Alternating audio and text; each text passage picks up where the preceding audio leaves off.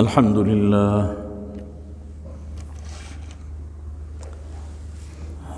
لله وكفى وسلام على عباده الذين اصطفى لا سيما على سيد الرسل وخاتم الأنبياء وعلى آله وصحبه نجوم الهدى أما بعد فأعوذ بالله من الشيطان الرجيم بسم الله الرحمن الرحيم قل للمؤمنين يغضوا من أبصارهم ويحفظوا فروجهم ذلك أزكى لهم إن الله خبير بما يصنعون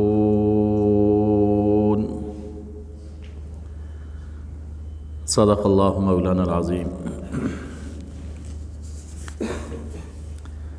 حاضرین گرامی قدر، ہمارے معاشرے میں بلکہ ہمارے معاشرے میں تو کیا پوری دنیا میں ایک برائی پھیلی ہوئی ہے، اور غضب یہ ہے کہ اسے برائی نہیں، برائی کو برائی نہیں، خوش اخلاقی، خوش ذوقی، بلکہ اپنا حق سمجھا جاتا ہے۔ ایک ایسی برائی ہے، پوری دنیا میں ہے، ہمارے معاشرے میں بھی ہے، اور اس برائی کو برائی نہیں سمجھا جاتا بلکہ خوش ذوقی سمجھا جاتا ہے، اور یہ برائی ہے بد نظری، بد نگاہی کی برائی، تاک جھانک کی برائی، نظر بازی کی برائی۔ چونکہ اس برائی میں کوئی مشقت اٹھانا نہیں پڑتی اور بدنامی کا خوف بھی نہیں ہوتا، اس لیے اس برائی اور اس گناہ کو ہلکا سمجھا جاتا ہے کہ بہت معمولی، کسی کو کیا معلوم کہ کدھر دیکھ رہا ہے، کس نیت سے دیکھ رہا ہے۔ بالفرض بد نظری، بد نگاہی، یہ گناہ چھوٹا اور ہلکا ہی ہو، فرض کیجئے کہ یہ چھوٹا گناہ ہے، لیکن اصول یہ ہے، شرعی قاعدہ یہ ہے کہ جس صغیرہ کو صغیرہ سمجھ کر، جس گناہ کو چھوٹا سمجھ کر، ہے وہ چھوٹا اور اسے معمولی سمجھ کر بار بار اس کا ارتکاب کیا جائے، وہ صغیرہ نہیں رہتا، وہ کبیرہ ہو جاتا ہے۔ یہ ایک اصول ہے۔ مثلا چنگاری بہت معمولی سی ہوتی ہے، انسان اسے فوراً بجھا سکتا ہے، پھونک سے چنگاری بجھ جائے گی، مسل دیا جائے ختم ہو جائے گی۔ لیکن اگر ان چنگاریوں کو چھوڑ دیا جائے اور وہ کئی چنگاریاں اکٹھی ہو جائیں تو وہی آگ بن جاتی ہے جو پورا گھر جلا سکتی ہے۔ اور پھر یہ بدنگاہی صغیرہ نہیں، کبیرہ ہے، بھاری گناہ ہے۔ بدنگاہی یہ بھی بھاری گناہ ہے۔ جو تمام بڑے گناہوں کی جڑ ہے۔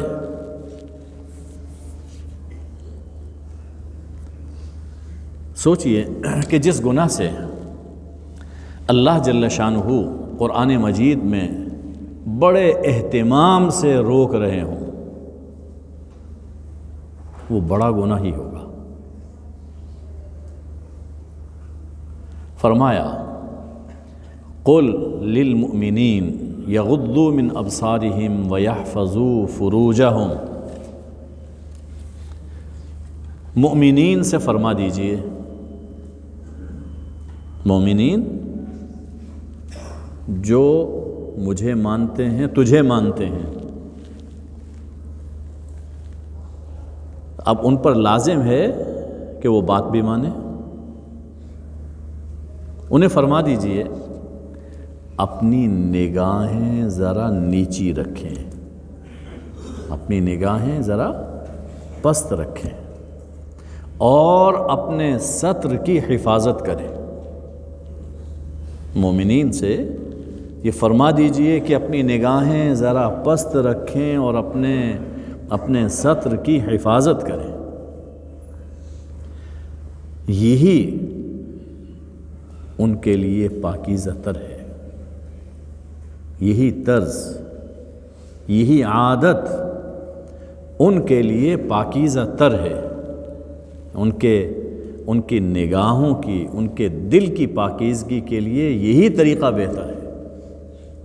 ان اللہ خبیر بما یصنعون، لوگ جو کچھ کرتے ہیں اللہ اس سے یقیناً باخبر ہے۔ پھر فرمایا وَقُلْ لِلْمُؤْمِنَاتِ، اور مومن عورتوں سے بھی فرما دیجئے یغضضن من ابصارہن، اپنی نگاہیں پست رکھیں، وَيَحْفَظْنَ فُرُوجَهُنْ، اور اپنے ستر کی حفاظت کریں۔ یہاں مردوں سے بھی خطاب فرمایا گیا اور پھر عورتوں سے خطاب فرمایا گیا۔ قرآن مجید میں آپ دیکھیں گے کہ جو احکام مردوں عورتوں کے لیے مشترک ہیں، ان میں عام طور پر خطاب مردوں سے کیا جاتا ہے، عورتیں خود بخود اس میں شامل سمجھی جاتی ہیں۔ مثلا نماز ہے، روزہ ہے، زکوٰۃ ہے، حج ہے، اس میں خطاب مردوں سے ہے، عورتوں سے الگ نہیں فرمایا گیا کہ نماز پڑھو، روزہ رکھو۔ مردوں کو حکم دیا گیا، عورتیں اس میں خود بخود شامل ہیں۔ اب یہ بد نگاہی کی حرمت عورتوں اور مردوں کے لیے یکساں طور پر ہے۔ تو جیسے قرآن مجید کا ایک عام اسلوب ہے کہ صرف مردوں کو خطاب کرنے پر اکتفا کر لیا جاتا ہے، عورتوں سے مستقل خطاب نہیں ہوتا، یہاں بھی اللہ جل شانہ صرف مردوں سے فرما دیتے، عورتیں خود بخود اس میں داخل ہو جاتی۔ لیکن اللہ جل شانہ نے یہاں اپنا اسلوب بدل دیا، مردوں سے الگ خطاب فرمایا، عورتوں سے الگ خطاب فرمایا۔ یہ مستقل مردوں اور عورتوں سے الگ الگ خطاب فرمانا یہ ظاہر کر رہا ہے کہ بد نظری، بد نگاہی بہت بڑا گناہ ہے، بہت بڑا گناہ ہے، اس لیے کہ باقی گناہوں کی جڑ، بنیاد یہی گناہ بنتا ہے۔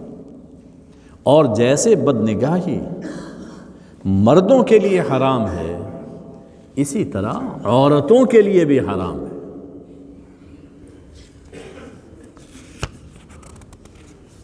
صاحبو،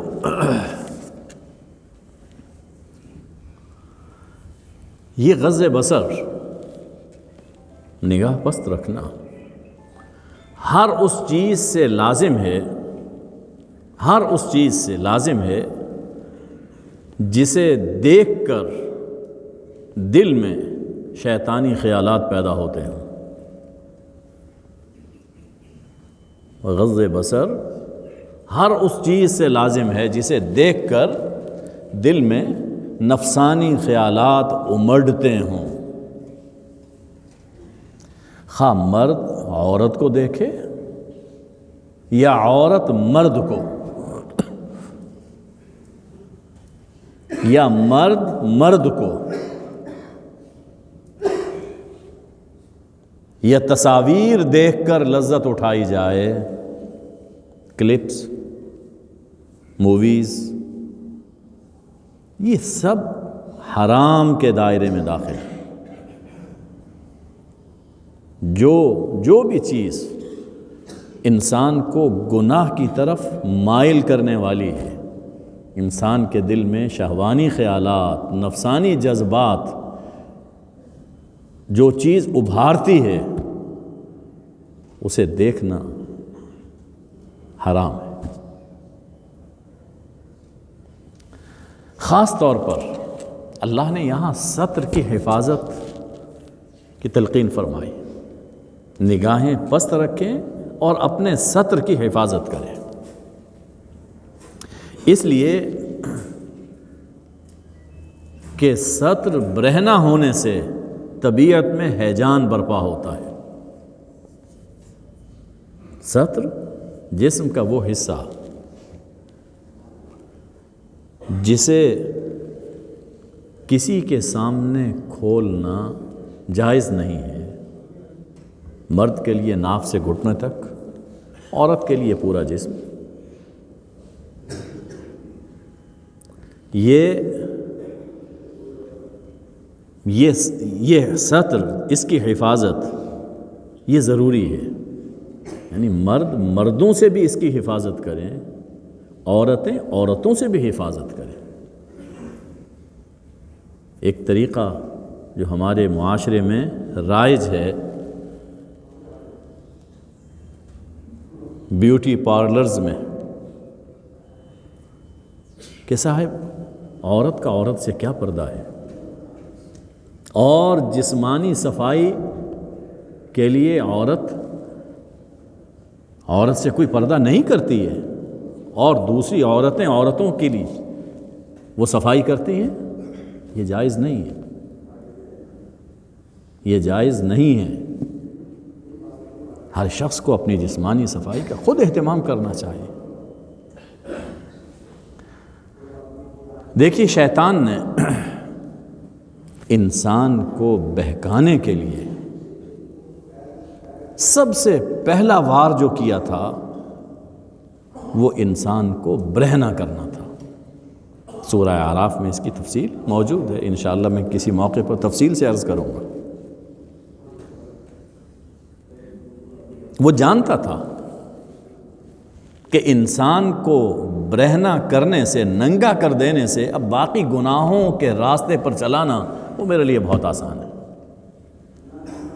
اس لیے اللہ جل شانہ نے نگاہ پست رکھنے اور ستر کی حفاظت کرنے کی خاص طور پہ تلقین فرمائی. حضور اکرم صلی اللہ علیہ وآلہ وسلم کا ارشاد گرامی ہے،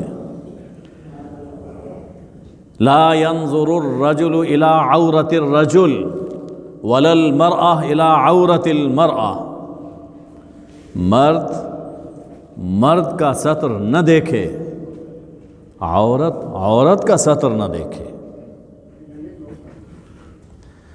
ولا يفضي الرجل الى الرجل في ثوب واحد ولا تفضي المرأة الى المرأة في ثوب الواحد.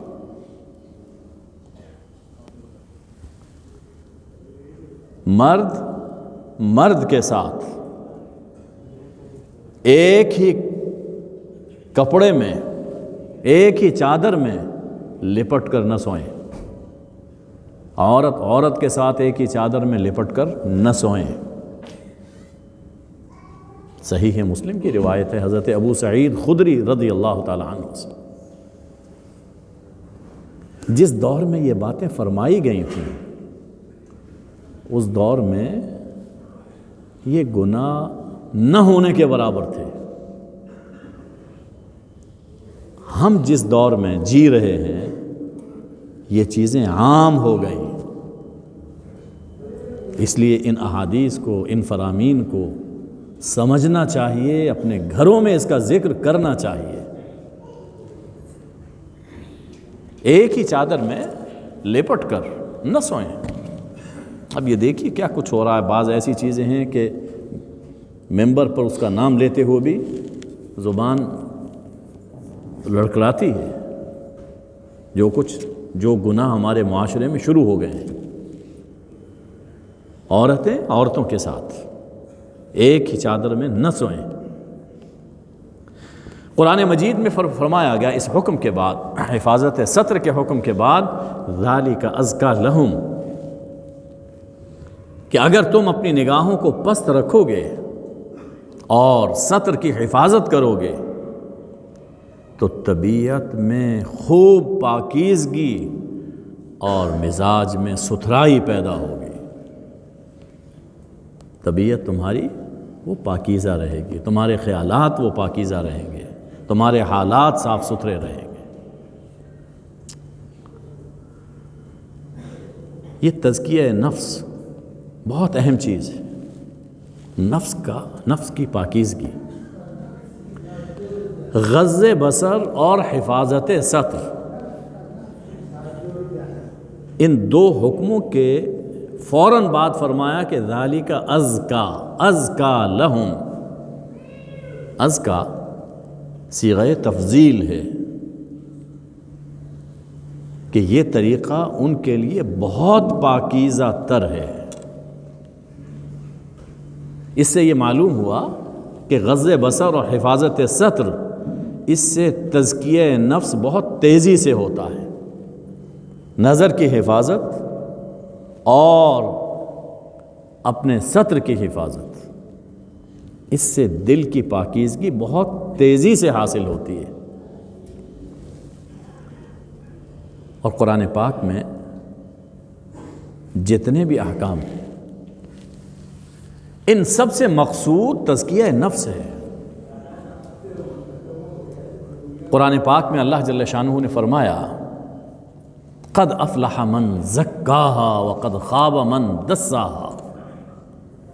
12 قسمیں اٹھائیں اللہ نے سورہ شمس میں۔ کسی کام پر، کسی بات پر اللہ نے اتنی قسمیں نہیں اٹھائیں۔ کبھی اس کی تفصیل میں عرض کروں گا۔ 12 قسمیں اٹھا کے اللہ جل شانہ نے فرمایا قد افلح من زکاہا، کامیاب وہ ہے جو اپنے نفس کا تزکیہ کر لے، وہ کامیاب ہے۔ اور حفاظت ستر، غض بصر، یہ 2 کام اللہ جل شانہ نے ایسے بتا دیے کہ اگر یہ عادت بن جائے اور انسان اس کا خیال کرنے لگے تو نفس کا تزکیہ خوب ہوتا ہے اور تیز ہوتا ہے۔ اسی کو تقوی بھی کہتے ہیں۔ تزکیہ نفس یہی تقوی ہے، اور دین کا حاصل تقوی ہے۔ تو حفاظت ستر اور غض بصر تقوی کی اساس ہے۔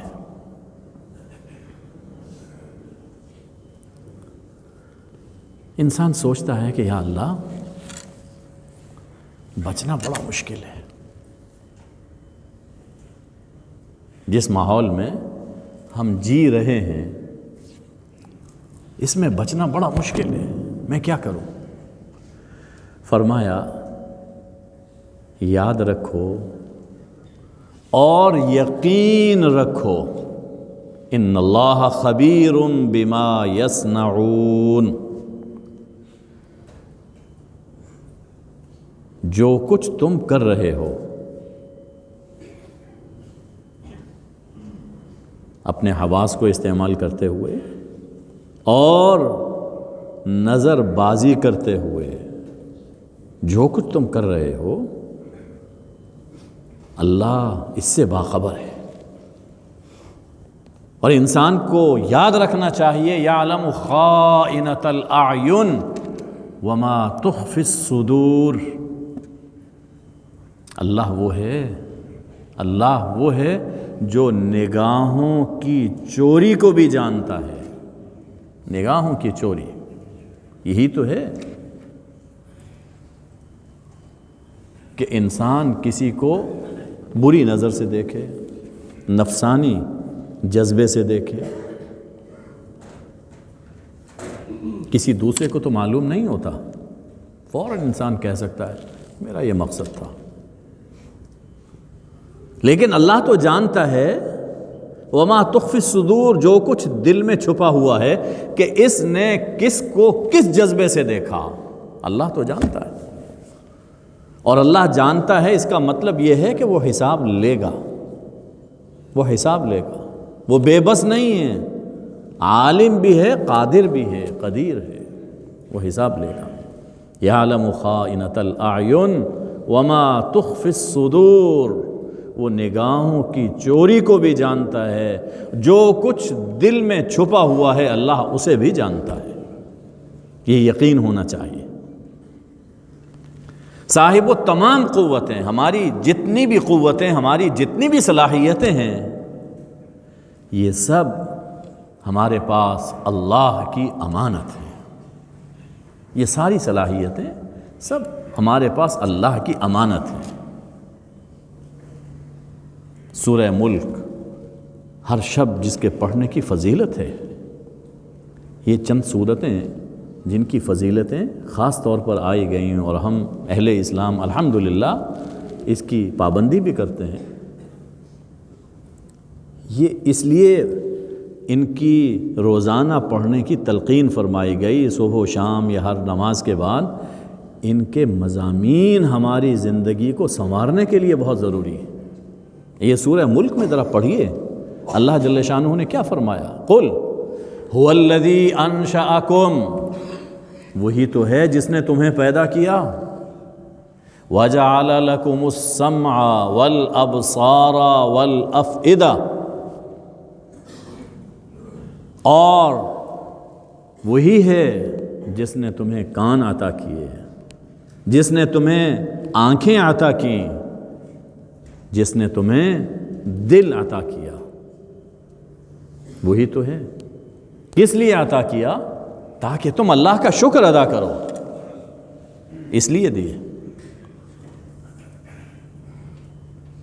مالک نے اگر کوئی چیز اس دنیا میں ہم دیکھتے ہیں، کوئی چیز دی کسی خاص مقصد کے لیے دی، اگر نوکر مالک کی دی ہوئی چیز کو غلط استعمال کرتا ہے تو اس کی چھٹی کروا دی جاتی ہے.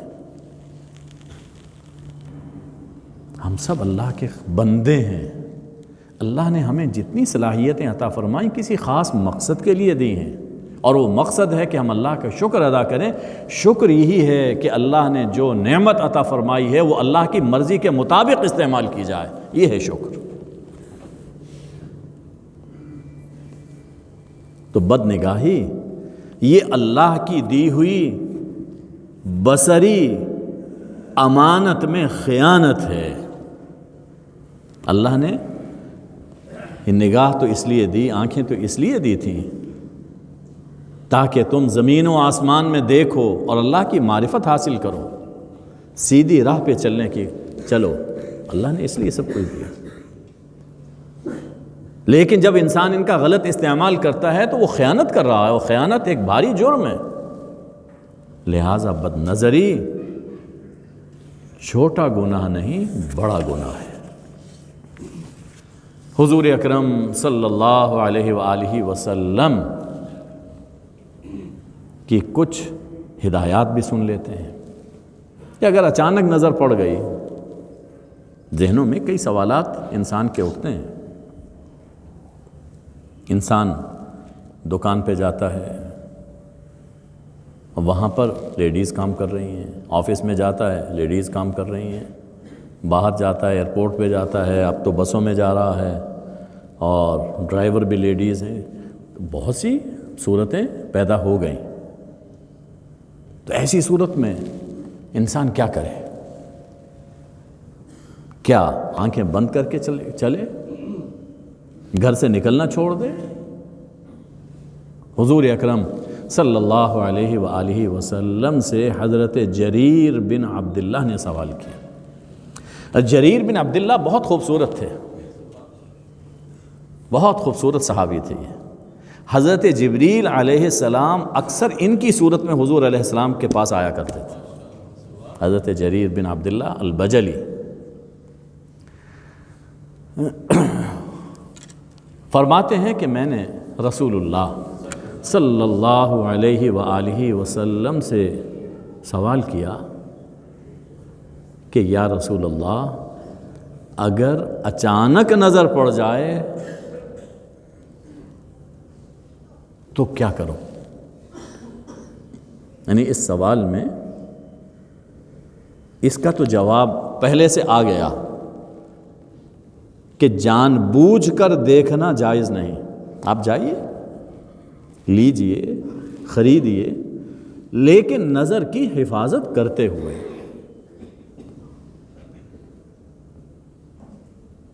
ہاں اگر اچانک نظر پڑ جائے تو پھر کیا کیا جائے؟ تو حضور صلی اللہ علیہ وسلم نے فرمایا ان اصرف بصری، اپنی نگاہ کو پھیر لوں، اپنی توجہ کو ہٹا لوں. بات تو ہے کہ اپنے دل پر، اپنی نیت پر کنٹرول کیا جائے.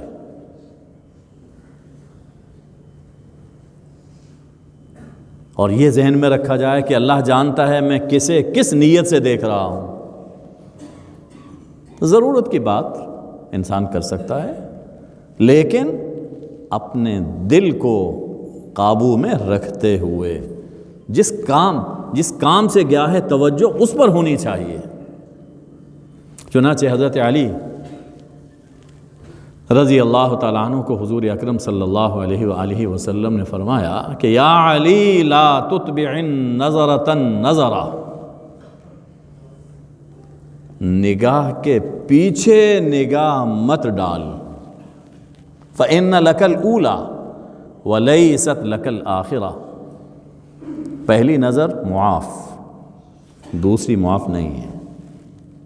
یعنی جو غیر اختیاری طور پر انسان کی نظر پڑ گئی بس ہٹا لے، جیسا کہ پہلی حدیث میں آپ نے سنا، اور اپنی توجہ اپنے مقصد پہ رکھے.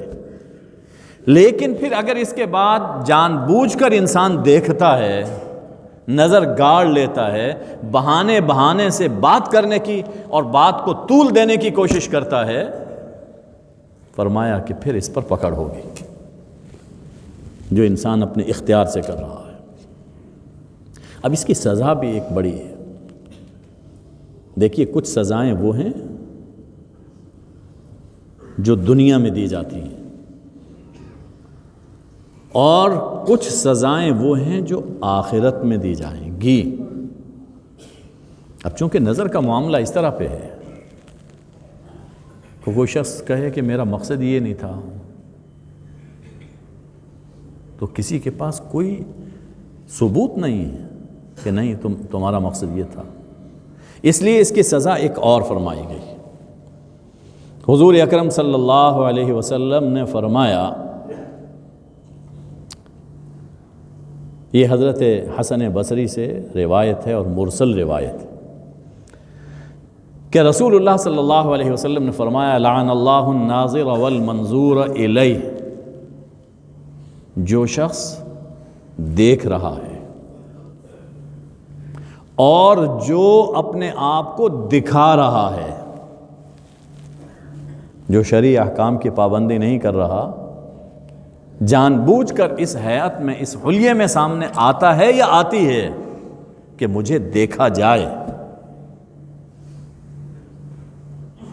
اور اب تو یہ بھی ماحول ہے، یہ باتیں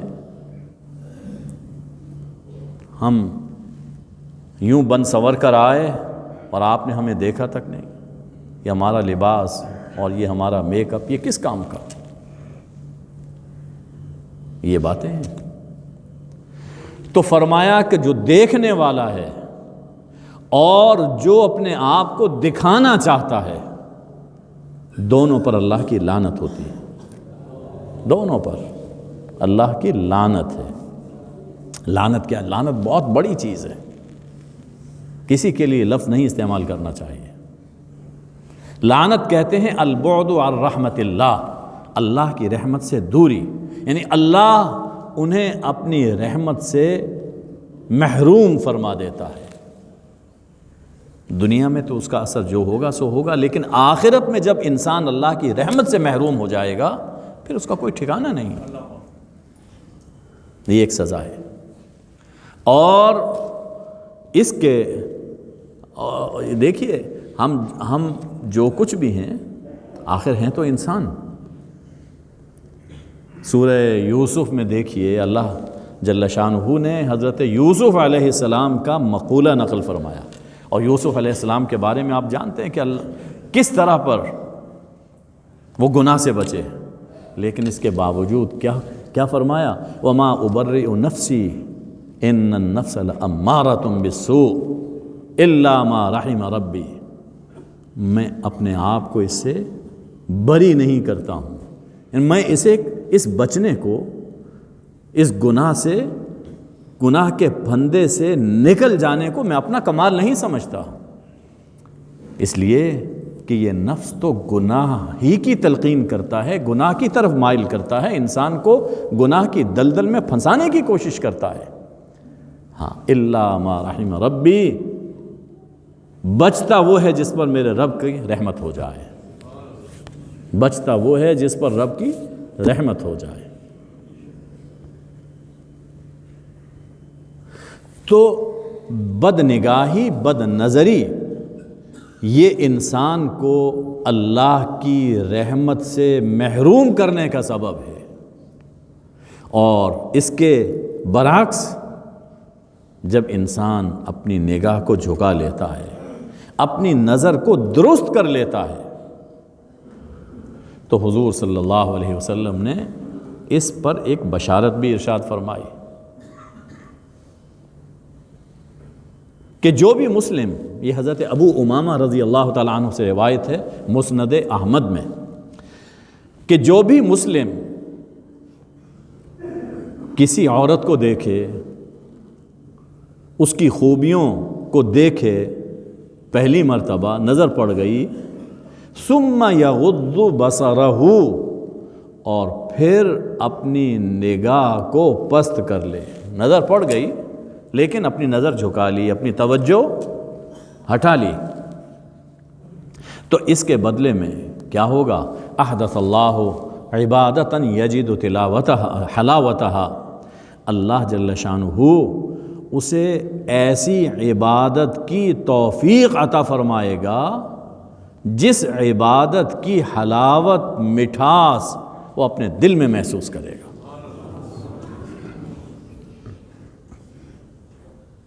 معصیت کا خیال آیا لیکن اپنے آپ کو بچایا، اپنی نگاہ کی حفاظت کی، تو معصیت کی جگہ اللہ عبادت کی توفیق عطا فرماتا ہے، اور نظر جھکائی، توجہ ہٹائی، صبر کیا، کڑوا ہے، بڑا مشکل ہے، تو اس صبر کی کڑواہٹ کی جگہ اللہ اس عبادت کی حلاوت عطا فرماتا ہے اسی دنیا میں، اس کے لیے نیکی کی راہیں کھلتی چلی جاتی ہیں۔ ایک اور حدیث،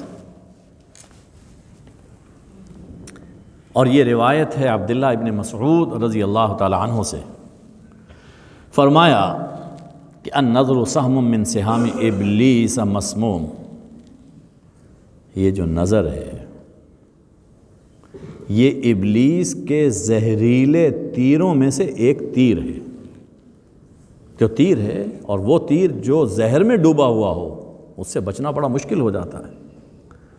تو یہ نظر، یہ بد نظری، یہ ابلیس کا زہریلا تیر ہے۔ من ترکہا مخافتی، یہ اللہ جل شانہ فرما رہے ہیں، من ترکہا مخافتی ابدلتہ ایمانا یجد حلاوتہ فی قلبہ، جو میرے خوف سے اس سے بچ جاتا ہے، بد نگاہی کو چھوڑ دیتا ہے، تو میں اس کی جگہ اسے ایسا ایمان عطا فرماتا ہوں کہ جس کی حلاوت وہ اپنے دل کے اندر پائے گا، یعنی اس کی زندگی پرسکون زندگی، پرسکون۔ یہ جو فی قلبی ہی کا لفظ فرمایا گیا یہ بہت اہم ہے، اسے نوٹ کرنا چاہیے۔ انسان پریشان ہوتا ہے ڈپریشن کی وجہ سے، ٹینشن ہے، اور کتنی بیماریاں ہیں آج کل پھیلی ہوئی۔ ان سب بیماریوں کی جڑ یہ ایک سبب یہی بدنگاہی ہے، اور جب انسان اس سے بچتا ہے تو اللہ دل میں ایمانی حلاوت پا لیتا ہے، جس سے کہ انسان ان ظاہری اور روحانی بیماریوں سے محفوظ ہو جاتا ہے۔ آخر میں اپنے اقبال کی بھی ایک بات سن لیجیے۔ فرماتے ہیں بالی جبریل میں، فرماتے ہیں نگاہ پاک ہے تیری، نگاہ پاک ہے تیری تو پاک ہے دل بھی۔ دل کی پاکیزگی کا تعلق نگاہ کی پاکیزگی سے، نگاہ پاک ہے تیری تو پاک ہے دل بھی، کہ دل کو حق نے کیا ہے نگاہ کا پیرو، کہ دل کو حق نے کیا ہے نگاہ کا پیرو، جدھر نظر جاتی ہے دل بھی ادھر جاتا ہے۔ نظر کی حفاظت کر لی جائے تو انسان اپنے دل کی بھی حفاظت کر لیتا ہے۔ وما علینا الا البلاغ۔